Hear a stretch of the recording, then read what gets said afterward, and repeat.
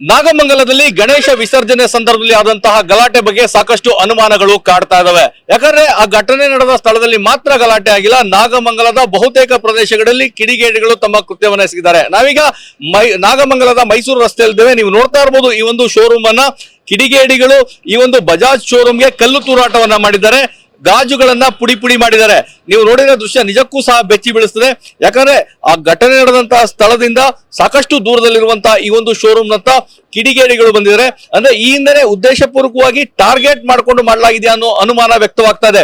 ಯಾಕಂದ್ರೆ ಆ ಒಂದು ಮೈಸೂರು ರಸ್ತೆಯಲ್ಲಿರುವಂತಹ ಈ ಒಂದು ಶೋರೂಮ್ ಇರ್ಬೋದು, ಮತ್ತೆ ಆ ಶೋರೂಮ್ ನ ಮಾಲೀಕರಾಗ್ಲಿ ಅಥವಾ ಯಾರಾಗಲಿ ಅವರಿಗೂ ಗಲಾಟೆಗೂ ಸಂಬಂಧವೇ ಇಲ್ಲ. ಅಂದ್ರೆ ಗಲಾಟೆಗೆ ಸಂಬಂಧವಿಲ್ಲದವರನ್ನು ಸಹ ಟಾರ್ಗೆಟ್ ಮಾಡಿಕೊಂಡು ಈ ಕೃತ್ಯವನ್ನ ಎಸಗಿರೋದು ಇಲ್ಲಿ ಕಂಡು ಬರ್ತಾ ಇದೆ. ನೀವು ನೋಡ್ತಾ ಇರಬಹುದು ದಪ್ಪ ದಪ್ಪ ಕಲ್ಲುಗಳನ್ನ ಆ ಒಂದು ಶೋರೂಮ್ಗೆ ಬಿಸಾಕಲಾಗಿದೆ. ಇದರಿಂದಾಗಿ ಶೋರೂಮ್ ನ ಮುಂಭಾಗದ ಗಾಜು ಸಂಪೂರ್ಣವಾಗಿ ಪುಡಿ ಪುಡಿ ಆಗಿದೆ.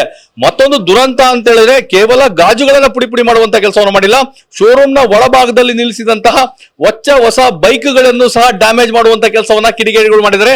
ಶೋರೂಮ್ ನ ಒಳಭಾಗಕ್ಕೆ ನುಗ್ಗಿ ಆ ಒಂದು ಬೈಕ್ಗಳನ್ನ ಅಲ್ಲಿ ಬಿಡಿಸುವಂತದ್ದು, ಮತ್ತೆ ಆ ಬೈಕ್ಗಳನ್ನ ಹೊರಗೆ ತೆಗೆದುಕೊಂಡು ಹೋಗಿ ಬೆಂಕಿ ಹಚ್ಚುವುದಕ್ಕೆ ಪ್ರಯತ್ನ ಪಡುವಂತ ಕೆಲಸವನ್ನ ಮಾಡಿದ್ದಾರೆ. ಮತ್ತೆ ಇನ್ನು ಒಳಭಾಗದಲ್ಲಿ ನೀವು ನೋಡೋದಾದ್ರೆ ಸಾಕಷ್ಟು ಏನು ಗಾಜುಗಳು ಈಗಲೂ ಸಹ ಪುಡಿ ಪುಡಿಯಾಗಿ ಇಲ್ಲಿ ಬಿದ್ದಿದ್ದಾವೆ. ಆ ಒಂದು ಸ್ಥಳದ ಒಳಭಾಗ, ಶೋರೂಮ್ ನ ಒಳಭಾಗದ ದೃಶ್ಯಗಳು ಸಹ ಇನ್ನಷ್ಟು ಬೆಚ್ಚಿ ಬೀಳಿಸಿದೆ. ಯಾಕಂದ್ರೆ ಇಲ್ಲಿ ಸಿಸಿ ಕ್ಯಾಮೆರಾವನ್ನು ಸಹ ಅಳವಡಿಸಲಾಗಿದೆ. ಒಂದು ಕಡೆ ಸಿಸಿ ಕ್ಯಾಮೆರಾದಲ್ಲಿ ಆ ಒಂದು ಏನು ಕಿಡಿಗೇಡಿಗಳು ಕೃತ್ಯವನ್ನು ಎಸಗಿದರೆ ಅದು ಸಂಪೂರ್ಣವಾಗಿ ದಾಖಲಾಗಿರುತ್ತದೆ. ಆ ಒಂದು ಸಿಸಿ ಕ್ಯಾಮೆರಾದ ವಿಜುವಲ್ ಗಳನ್ನ ಆಧರಿಸಿಯೇ ಈ ಕಿಡಿಗೇಡಿಗಳನ್ನು ಬಂಧಿಸುವಂತ ಕೆಲಸವನ್ನ ಮಾಡ್ತಾರೆ. ಆದ್ರೆ ಖಂಡಿತವಾಗಿಯೂ ಆ ಗಲಾಟೆ ನಡೆದಕ್ಕೂ ಮತ್ತೆ ಈ ಶೋರೂಮ್ಗೂ ಯಾವುದೇ ಸಂಬಂಧ ಇಲ್ಲದಿದ್ರು ಸಹ ಇದನ್ನ ಟಾರ್ಗೆಟ್ ಮಾಡುವಂತ ಕೆಲಸವನ್ನ ಕಿಡಿಗೇಡಿಗಳು ಮಾಡಿದರೆ, ಎಲ್ಲೋ ಒಂದು ಕಡೆ ಉದ್ದೇಶಪೂರ್ವಕವಾಗಿ ಈ ಕೃತ್ಯವನ್ನು ಎಸಗಿದ್ದಾರೆ ಅಂತ. ಯಾಕಂದ್ರೆ ನೀವು ನೋಡ್ತಾ ಇರಬಹುದು ಇಲ್ಲಿದಂತಹ ಕಂಪ್ಯೂಟರ್ ಗಳನ್ನು ಸಹ ಹೊಡೆದಾಕುವಂತ ಕೆಲಸವನ್ನ ಮಾಡಿದರೆ, ಕೇವಲ ಕಲ್ಲು ತೂರಾಟ ಮಾಡಿ ಅವರು ಓಡಿ ಹೋಗಿಲ್ಲ, ಶೋರೂಮ್ ನ ಒಳಭಾಗಕ್ಕೆ ಬಂದಿದ್ದಾರೆ. ಒಳಭಾಗದಲ್ಲೂ ಸಹ ಅಲ್ಲಿದ್ದಂತಹ ಎಲ್ಲ ವಸ್ತುಗಳನ್ನ ಜಖಂ ಮಾಡುವಂತ ಕೆಲಸವನ್ನು ಮಾಡಿದರೆ, ಬೈಕ್ ಗಳನ್ನ ಬಿಡಿಸುವಂತದ್ದು, ಬೈಕ್ ಗಳಿಗೆ ಡ್ಯಾಮೇಜ್ ಮಾಡುವಂತದ್ದು, ಮತ್ತೆ ಇಟ್ಟಿಗೆಗಳನ್ನ ಒಳಭಾಗಕ್ಕೆ ತೂರುವಂತಹ ಕೆಲಸವನ್ನ ಮಾಡಿದ್ದಾರೆ. ಸಿಸಿ ಕ್ಯಾಮೆರಾ ಇದೆ ಎಂದು ಸಹ ಕೃತ್ಯವನ್ನು ಎಸಗಿದ್ದಾರೆ. ಮತ್ತೊಂದು ಕಡೆ ಸಿಸಿ ಕ್ಯಾಮೆರಾಗಳನ್ನ ಕಿತ್ತಾಕುವಂತದ್ದು, ಡ್ಯಾಮೇಜ್ ಮಾಡುವಂತ ಕೆಲಸವನ್ನ ಮಾಡಿದ್ದಾರೆ.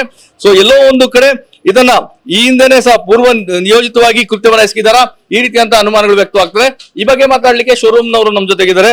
ಸರ್, ಈ ಕೃತ್ಯ ಯಾವಾಗ ಆಗಿದಂತದ್ದು, ಏನೆಲ್ಲ ಆಗಿದೆ ಅಂತ? ನಾವು ಆಕ್ಚುಲಿ ಶೋರೂಮ್ ಕ್ಲೋಸ್ ಮಾಡೋದು 7 o'clock ಕ್ಲೋಸ್ ಮಾಡ್ತೀವಿ. ಆ ಕ್ಲೋಸ್ ಆದ್ಮೇಲೆ ಆಗಿರೋ ಇನ್ಸಿಡೆಂಟ್ ಸರ್ ಇದು. ಇಲ್ಲಿ ನಮ್ ಲೋಕಲ್ ಮ್ಯಾನೇಜರು ಇಲ್ಲಿ ಬರಕ್ ಆಗಿಲ್ಲ, ಯಾಕೆಂದ್ರೆ ಆ ರೀತಿ ಇತ್ತು ಸಿಚುವೇಶನ್ ಅಂತ ಅವರು ನನಗೆ ಬಿಡಿಸಿ ಹೇಳಿದ್ದಾರೆ. ಆಕ್ಚುಲಿ ನಾವು ಇಲ್ಲಿ 15 ಗಾಡಿ ಪಾರ್ಕ್ ಮಾಡಿದ್ದು ಇಲ್ಲಿ ಒಳಗಡೆ, ಅದರಲ್ಲಿ 8 ಗಾಡಿನ ಹೊರಗಡೆ ಎಳ್ಕೊಂಡೋಗಿ ಇಲ್ಲಿ ಸ್ವಲ್ಪ ಮುಂದೆ ಸರ್ಕಲ್ ಅಲ್ಲಿ ಸ್ವಲ್ಪ ಬರ್ನ್ ಮಾಡವ್ರೆ.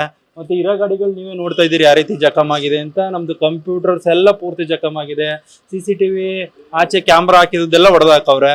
ನಮ್ಗೆ ಇದು ಶೋರೂಮ್ ನವ್ರು ಬೆಂಕಿ ಹಚ್ಬೇಕು ಅಂತಲೇ ಪೆಟ್ರೋಲ್ ಎಲ್ಲ ಯೂಸ್ ಮಾಡವ್ರೆ ಸರ್. ನಮ್ಗೆ ಗೊತ್ತಿರೋ ಫುಟೇಜ್ ಪ್ರಕಾರ, ನಮ್ ಫುಟೇಜ್ ಇರೋ ಪ್ರಕಾರ ಪೆಟ್ರೋಲ್ ಹಾಕವ್ರೆ ಇದ್ರೊಳಗಡೆಗೆ. ಅವ್ರು ಹಚ್ಚಿಲ್ಲ, ಆದ್ರೆ ಅವು ಹೊರಗಡೆ ಎಳ್ಕೊಂಡೋಗಿ ಎಲ್ಲಾ ಗಾಡಿಗೂ ಬೆಂಕಿ ಹಚ್ಚಿ ನಮ್ಗೊಂದು 70 ರಿಂದ 80 ಲಕ್ಷ ರೂಪಾಯಿ ಲಾಸ್ ಆಗಿದೆ ಸರ್ ಇಲ್ಲಿಂದ. ಈಗ ಮೆರವಣಿಗೆಯಲ್ಲಿ ಗಲಾಟೆ ಆದಂತದ್ದು, ಮಾತಿ ಚಕಮಾಗಿದ್ದಂತ ಎಲ್ಲೋ ಒಂದು ಕಡೆ ಆ ಕಡೆ, ಇಲ್ಲಿ ಟಾರ್ಗೆಟ್ ಮಾಡ್ತಾರೆ ಅಂದ್ರೆ ಏನು ಉದ್ದೇಶ ಅಂತ? ಏನು ಉದ್ದೇಶ ಅಂತ ಗೊತ್ತಿಲ್ಲ ಸರ್. ಬೆಳಿಗ್ಗೆ ನಮ್ಮ ಅಸಿಸ್ಟೆಂಟ್ SP ಅವ್ರು ಬಂದಿದ್ರು, ತಿಮ್ಮಯ್ಯ ಅವರು ಬಂದ್ ನೋಡ್ಬಿಟ್ಟು ಸ್ಪಾಟ್ ಎಲ್ಲ ನೋಡ್ಬಿಟ್ಟು ಬಂದ್ ಕಂಪ್ಲೇಂಟ್ ಕೊಡಿ ಅಂತ ಹೇಳವ್ರೆ ಸರ್. ಈಗ ಹೋಗಿ ಕಂಪ್ಲೇಂಟ್ ಕೊಡ್ತೀವಿ ಸರ್. ಈಗ ಎಷ್ಟು ವಾಹನಗಳಿಗೆ ಬೆಂಕಿ ಹಚ್ಚಿದ್ದಾರೆ? ಇಲ್ಲಿಂದ ತಗೊಂಡೋಗಿ ಬೇರೆ ಬೇರೆ ಭಾಗದಲ್ಲಿ ಬೆಂಕಿ ಹಚ್ಚಿದ್ದಾರೆ. 8 ಗಾಡಿಗಳಿಗೆ ಇಲ್ಲಿಂದ ತಗೊಂಡೋಗಿ ಬೆಂಕಿ ಹಚ್ಚವ್ರೆ ಸರ್, ಬರ್ನ್ ಮಾಡವ್ರೆ. ಇಲ್ಲಿ 15 ಗಾಡಿ ನಿಲ್ಸಿದ್ದು, ಇನ್ ಮಿಕ್ಕದ ಗಾಡಿಗಳು ಈ ರೀತಿ ಜಖಮ್ ಮಾಡವ್ರೆ. ಪ್ರತಿ ಒಂದು ದೊಣ್ಣೆ ಕೋಲು ಇದು ಕೈಲಿ ಗೀಲಿ ಹೊಡೆಯಕ್ಕಾಗಲ್ಲ ಸರ್. ಈ ಗ್ಲಾಸ್ಗಳು ಇದೆಲ್ಲ ಟಫನ್ ಗ್ಲಾಸು, ಈ ಕಲ್ಲಲ್ಲಿ ಹೊಡಿಬೇಕು, ಇಲ್ಲ ಅಂತಂದ್ರೆ ರಾಡ್ಗಳು ಈ ತರದ್ರಲ್ಲೂ ಉಪಯೋಗಿಸ್ಬೇಕು. ಬಲವಾದಂತ ವಸ್ತುಗಳಿಂದಲೇ ಹೊಡೆದಿ ತೆಗಿಬೇಕು. ಇದೆಲ್ಲ ಹಿಂಗೆಲ್ಲಾ ಮಾಡಿ ಗ್ಲಾಸ್ ಮಾಡಿ ಮಡಗಿದ್ದಾರೆ ಸರ್. ನಮ್ಗೂ ಅವ್ರಿಗೂ ಯಾವುದೇ ದ್ವೇಷ ಇಲ್ಲ, ನಾವು ಬರೀ ಬಿಸ್ನೆಸ್ ಮಾಡಕ್ ಮಾತ್ರ ಇಲ್ಲಿ ಇರೋದು ಸರ್. ನಮ್ಗೆ ಅವ್ರ ಮೇಲೆ ಯಾವುದೇ ರೀತಿ ಯಾರ ಮೇಲೆ ಆಗ್ಲಿ ಜಿದ್ದು ದ್ವೇಷ ಯಾವುದೂ ಇಲ್ಲ ಸರ್. ಗಾಡಿ ಮಾರಾಟಕ್ಕೆ ಎಂತ ಧರ್ಮ? ಎಲ್ಲಾ ಧರ್ಮದವ್ರಿಗೂ ಗಾಡಿ ಮಾರ್ತಿರಲ್ವಾ? ಹೌದು ಸರ್, ಎಲ್ಲಾ ಧರ್ಮದವರು ಗಾಡಿ ತಗೋತಾರೆ. ಎಲ್ರೂ ಬೇಕು, ನಮ್ಗೆ ಎಲ್ಲಾ ಧರ್ಮದವ್ರು, ಇಂಥ ಧರ್ಮದವ್ರು ಬೇಕು ಬೇಡ ಅಂತ ಏನಿಲ್ಲ ಸರ್. ಆದ್ರೆ ಈ ಕೃತ್ಯ ಆಗ್ಬಾರ್ದಾಗಿತ್ತು. ಈಗ ಸಣ್ಣ ಪುಟ್ಟ ವಿಚಾರಗಳಿಗೆ ಈ ರೀತಿ ಕೃತ್ಯ ಮಾಡಿದ್ರೆ ಈಗ ಸಣ್ಣ ಪುಟ್ಟ ಅಂಗಡಿ ಇಟ್ಟಿರೋರ್ ಪರಿಸ್ಥಿತಿ ನ್ಯಾಯ ತಗೋಬೇಕಾಗುತ್ತೆ ಸರ್. ಹಂಗಾಗಿದೆ ಈಗ ಪರಿಸ್ಥಿತಿ. ನೋಡುವ ಸರ್ ಈಗ ಮುಂದೆ ಏನ್ ಮಾಡ್ತಾರೆ. ಶೋರೂಮ್ ನ ಬಂದ್ ಮಾಡೋ ಸಂದರ್ಭದಲ್ಲಿ ಗಲಾಟೆ ಏನಾದ್ರು ಆರಂಭ ಆಗ್ತಾ ಇತ್ತಾ, ಅಥವಾ ಇದ್ರಲ್ಲಿ ಯಾವ್ದಾದ್ರು ಕ್ಲೂ ಏನಾರಿತ್ತ? ನಾವು ಶೋರೂಮ್ ನ ಬಂದ್ ಮಾಡಿದಾಗ ಯಾವ್ದೋ ಗಲಾಟೆ ಆಗ್ತಾ ಇರಲಿಲ್ಲ, ಯಾವುದೋ ಒಂದು ಏನು ಸಮಸ್ಯೆ ಇರ್ಲಿಲ್ಲ ಸರ್. ನಾವು ಶೋರೂಮ್ ಕ್ಲೋಸ್ ಮಾಡ್ಕೊಂಡು ಹೋದ್ಮೇಲೆ ಈ ಸಮಸ್ಯೆ ಸ್ಟಾರ್ಟ್ ಆಗಿದೆ. ನಮ್ಗೆ ಟಿವಿ ನೋಡಿದ್ಮೇಲೆ ನಮಗ್ ಗೊತ್ತಾದದ್ದು ಸರ್. ಆಮೇಲೆ ನಾವು ಇಲ್ಲಿ ಲೋಕಲ್ ಮ್ಯಾನೇಜರ್ ಫೋನ್ ಮಾಡಿದಾಗ ಅವರು ಯಾವ್ದೋ ಒಂದು ಮದುವೆಲಿ ಇದ್ರು, ಅವರು ಫೋನ್ ಮಾಡಿ ವಿಚಾರ ಮಾಡಿದಾಗ ನಾವು ಒಳಕ್ಕೆ ಬರೋಕ್ಕಾಗಲ್ಲ ಸರ್. ಆ ರೀತಿ ಸಿಚುವೇಶನ್ ಕ್ರಿಯೇಟ್ ಆಗಿದೆ ಇಲ್ಲಿ. ನಾವು ಹೋದ್ರೆ ನಾವು ಬದುಕ್ತೀವಿ ಅನ್ನೋದು ಚಾನ್ಸಸ್ ಕಡಿಮೆ ಇದೆ ಸರ್. ಈಗ ಹೋಗಕ್ಕಾಗಲ್ಲ ಅಂದ್ರೆ ಆಯ್ತಪ್ಪ, ಶೋರೂಮ್ ಏನಾರು ಆಗ್ಲಿ ಬೆಳಿಗ್ಗೆ ಬಂದು ನೋಡಿ, ಆದ್ರೆ ಅಲ್ಲಿ ಲೋಕಲ್ ಅಲ್ಲಿ ವಿಚಾರಿಸ್ಕೊಂಡು ಅಂತ ಹೇಳಿದ್ಮೇಲೆ ನಾವು ಇಲ್ಲಿ ಲೋಕಲ್ ಪೊಲೀಸ್ ಅವ್ರು ಕೇಳ್ಕೊಂಡ್ಮೇಲೆ ಬನ್ನಿ ಸರ್ ಈಗ ಸಿಚುವೇಶನ್ ಕಂಟ್ರೋಲ್ ಇದೆ ಬಂದು ನೋಡಿ ಸರ್ ಕಂಪ್ಲೇಂಟ್ ಕೊಡಿ ಅಂತ ಹೇಳೋರು ಸರ್. ಈಗ ಹೋಗ್ಬೇಕು ಸರ್. ಸಾಮಾನ್ಯವಾಗಿ ಗಲಾಟೆಗಳಾದಾಗ ಸಿಕ್ಕಂತ ಬೈಕ್ಗಳಿಗೆ ಕಾರ್ಗಳಿಗೆ ಎಲ್ಲಿ ಇರ್ತದೆ ಫುಟ್ಪಾತ್ ಮೇಲೆ ನಿಂತಿದ್ರೆ ಬೆಂಕಿ ಹಚ್ಬಿಡ್ತಾರೆ ಗಲಾಟೆಗಳಲ್ಲಿ. ಆದ್ರೆ ಶೋರೂಮ್ ಒಳಗಡೆ ನುಗ್ಗಿ ಹೊಸ ಗಾಡಿಗಳನ್ನ ತಗೊಂಡೋಗಿ ಬೆಂಕಿ ಹಚ್ಚಂತದ್ದು ಏನಿದು? ಅವ್ರ ಮನ್ಸಲ್ಲಿ ಯಾವ ರೀತಿ ಪರಿಸ್ಥಿತಿ ಯಾವ ರೀತಿ ವಿಕೃತ ಇತ್ತೋ ಗೊತ್ತಿಲ್ಲ. ಅವ್ರ ಮೇಲೆ ನಮ್ಗೆ ಯಾವ್ದು ಜಿದ್ದು ಇಲ್ಲ ಏನು ಇಲ್ಲ. ಅವ್ರು ನಾವ್ ಯಾವ್ದು ತೊಂದರೆನೂ ಕೊಟ್ಟಿಲ್ಲ. ಆದ್ರೂ ಏನ್ ತುಗ್ ಮಾಡೋರಿ ಅಂತ ಗೊತ್ತಾಯ್ತಾ ಇಲ್ಲ ಸರ್ ಇದು ಉದ್ದೇಶ. ಹೌದು ಸರ್, ಎಲ್ಲಾ ಹೊಸ ಗಾಡಿಗಳೇ, ಯಾವ್ದು ಹಳೆ ಗಾಡಿಗಳಿಲ್ಲ ಇಲ್ಲಿ. ಎಲ್ಲಾ ಹೊಸ ಗಾಡಿಗಳನ್ನೇ ತಗೊಂಡೋಗಿ ಇಲ್ಲಿ ಸ್ವಲ್ಪ ಶೋರೂಮ್ ಮುಂದೆ ಸರ್ಕಲ್ ಸ್ವಲ್ಪ ಬರ್ನ್ ಮಾಡಿರೋ ಸರ್. ಹೌದು ಸರ್, ಸುಟ್ಟಾಕಿದ್ದಾರೆ. ಈಗ ಸ್ಟೇಷನ್ ಹತ್ರ ಹೋಗಿ ನೋಡ್ಬೇಕು ಎಷ್ಟು ಗಾಡಿ ಬರ್ನ್ ಆಗಿದೆ ಅಂತ ಅನ್ಬಿಟ್ಟು ಸರ್. ಹೌದು ಸರ್. ಇತ್ತು ಸರ್, ಪೆಟ್ರೋಲ್ ಎರಚವ್ರೆ ಸರ್ ಶೋರೂಮ್ ಒಳಗಡೆಗೆ. ನಮ್ದು CCTV ಫುಟೇಜ್ ನಮ್ಮ ಹತ್ರ ಇದೆ. ಅದು ಅವ್ರು ಒಂದ್ ಬಾಟ್ಲಲ್ಲಿ ತಂದು ಪೆಟ್ರೋಲ್ ಎರಚ್ತಾರೆ ಒಳಗಡೆಗೆ. ಅದು ಅವ್ರು ಹಚ್ಚಕ್ ಆಗುತ್ತಾ ಆಗ್ಲಿಲ್ವೋ ಅದು ಗೊತ್ತಿಲ್ಲ. ಅದು ಮುಂದಕ್ಕೆ ಏನಾಗ್ತು ಅಂತ ಮುಂದಕ್ಕೆ ಅದು ಪರಿಸ್ಥಿತಿ. ಆದ್ರೆ ಶೋರೂಮ್ ಹೋಗೋದು ಸರ್, ಶೋರೂಮ್ ಪೂರ್ತಿ ಬೆಂದೋಗೋದು ಸರ್ ಇದು. ಹೌದು ಸರ್, ಆ ರೀತಿ ಈಗ ಪ್ರಯತ್ನ ಮಾಡೋರು ಸರ್. ಗಾಡಿಗಳೇನ್ ಸುಮ್ನೆ ಇಳಿಸಿಲ್ಲ ಸರ್, ಇಲ್ಲಿಂದ ಕೆಳಗಡೆಗೆ ಜಾಸ್ತಿ ತಳ್ಳಿರೋದು. ಹೊಂಟೋಗೈತೆ ಗಾಡಿ ಬಿದ್ದು, ಎಳ್ಕೊಂಡು ಹೋಗಿ ಎಲ್ ಬೇಕಲ್ಲಿ ಪೆಟ್ರೋಲ್ ಹಾಕತ್ತಾರೆ ಸರ್. ಈ ಪರಿಸ್ಥಿತಿ ಮಾಡೋರು ಸರ್. ಬಹುತೇಕ ನಾಗಮಂಗಲದಲ್ಲಿ ಇಲ್ಲಿ ಬೈಕ್ಗಳಿಗೆ ಬೆಂಕಿ ಬಿದ್ದಿದೆ, ನಿಮ್ಮ ಶೋರೂಮ್ ನ ಹೊಸ ಬೈಕ್ಗಳು. ಹೌದು ಸರ್, ಹೌದು. ನಮ್ದೊಂದೇ ಶೋರೂಮ್ಗೆ ಹಂಗ ಅಷ್ಟೊಂದು ಜಖಮ್ ಆಗಿರೋ ಸರ್. ಹೌದು ಸರ್. ಅಲ್ಲ, ಇಲ್ಲಿ ಅರ್ಥ ಆಗದೆ ಇರೋಂತ ವಿಚಾರ ಅಂತ ಹೇಳಿದ್ರೆ ಗಣಪತಿ ಮೆರವಣಿಗೆಗೂ ಬಜಾಜ್ ಶೋರೂಮ್ಗೂ ಎಂತ ಸಂಬಂಧ? ಏನ್ ಸಂಬಂಧ ಅಂತ ಗೊತ್ತಿಲ್ಲ ಸರ್. ಏನ್ ಸಂಬಂಧ ಅಂತ ಗೊತ್ತಿಲ್ಲ. ನಾವ್ ಎಲ್ಲಾ ಜನಾಂಗದವ್ರಿಗೂ ಗಾಡಿ ಕೊಡ್ತೀವಿ. ಏನ್ ಮನುಷ್ಯ ಜನಾಂಗ ಇರೋದಿದು? ಏನಿತ್ತು ಈ ತರ ಕಿತ್ತಾಡ್ತಾರೆ ಅಂತ ನಮ್ಗಂತೂ ಗೊತ್ತಿಲ್ಲ ಸರ್. ಈ ರೀತಿ ಯಾವಾಗ್ಲೂ ನಾಗಮಂಗಲದಲ್ಲಿ ಆಗಿತ್ತಾ ಸರ್? ಇಲ್ಲ ಸರ್, ನಾವ್ ಇಲ್ಲಿಗೆ ಹೊಸಬ್ರು. ಆಕ್ಚುಲಿ ನಾವೊಂದ 4 years ಇಂದ ಇಲ್ಲಿ ಬಿಸ್ನೆಸ್ ಮಾಡ್ತಾ ಇರೋದು.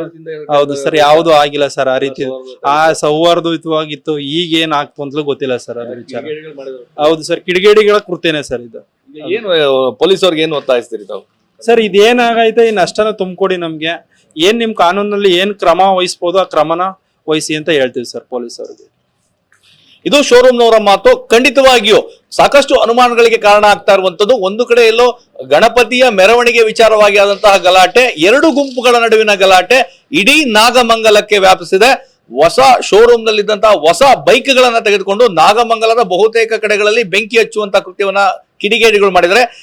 ಖಂಡಿತವಾಗಿ ಇದನ್ನ ನೋಡೋದು ಎಲ್ಲೋ ಒಂದ್ ಕಡೆ ಟಾರ್ಗೆಟ್ ಮಾಡಿ ಇಡೀ ನಾಗಮಂಗಲದಲ್ಲಿ ಪ್ರಕ್ಷುಬ್ಧ ವಾತಾವರಣವನ್ನ ನಿರ್ಮಾಣ ಮಾಡಬೇಕು, ಜನರಲ್ಲಿ ಆತಂಕವನ್ನ ಮೂಡಿಸಬೇಕು ಅಂತೇಳಿ ಮುಂಚೆಯೇ ಪ್ಲಾನ್ ಮಾಡಿಕೊಂಡು ಈ ಕೃತ್ಯವನ್ನ ಮಾಡಿದಂತಿದೆ. ಹೀಗಾಗಿಯೇ ಯಾರು ಈ ಕೃತ್ಯವನ್ನ ಮಾಡಿದ್ರೆ ಅವರಿಗೆ ಕಠಿಣವಾದಂತಹ ಶಿಕ್ಷೆಯನ್ನು ಕೊಡಬೇಕು, ಆದಂತಹ ನಷ್ಟವನ್ನ ತುಂಬಿಕೊಡಿ ಅನ್ನೋ ಒಂದು ಮನವಿಯನ್ನ ಅವರು ಮಾಡ್ತಾ ಇದ್ದಾರೆ.